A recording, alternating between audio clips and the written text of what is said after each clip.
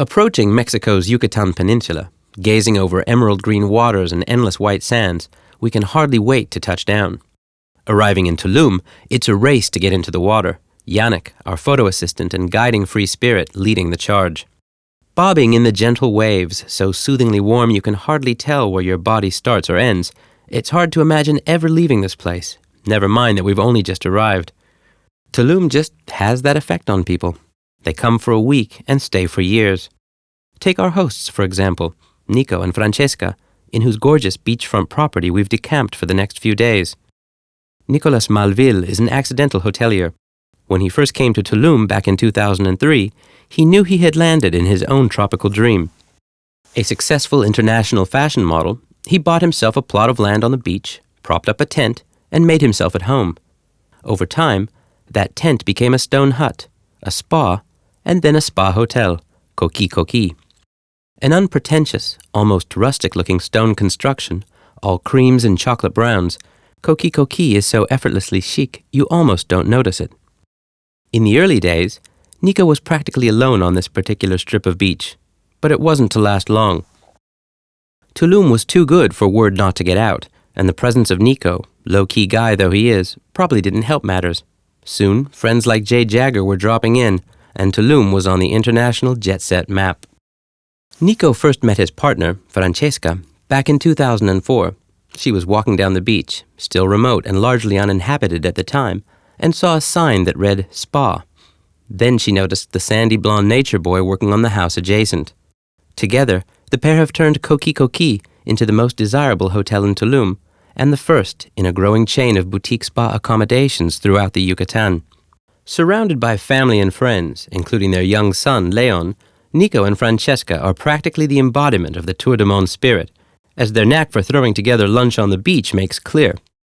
Over the course of our stay, we get to know a number of people through our hosts and hear quite a few stories of restless souls from Europe, the States, and Latin America who discovered Tulum and decided to start a new life here.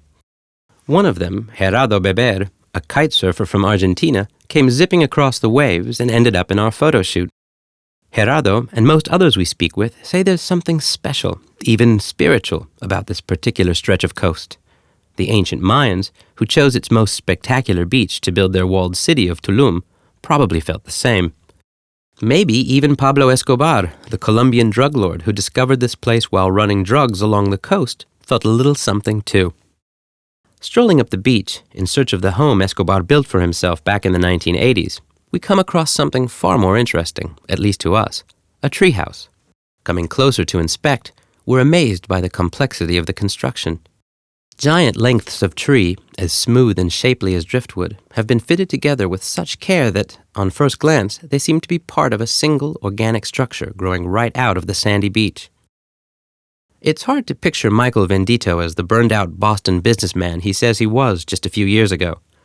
Tanned and toned, his long curly hair pulled back in a loose ponytail, the Michael of today seems to encapsulate the new age energy we've been sensing here in Tulum. Like so many others, Michael is convinced that there's something powerfully spiritual about this place.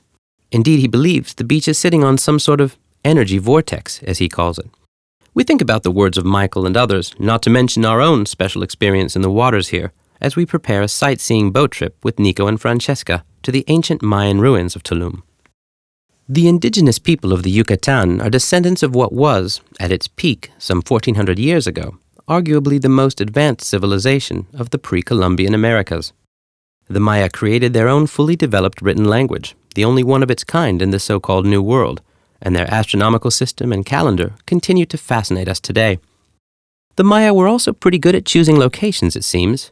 The site of El Castillo, as the Spaniards call it, the pyramid watchtower rising from the cliff high above the turquoise waters, is so impressive one might be tempted to overestimate Tulum's importance.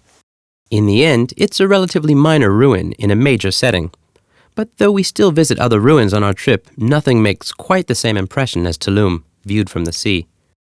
Returning from the ruins, we speak with Nico and Francesca about the next leg of our trip. Though the couple return often to Tulum, keeping an attentive eye on Coqui Coqui, the first and most famous of their properties, they've moved inland in recent years.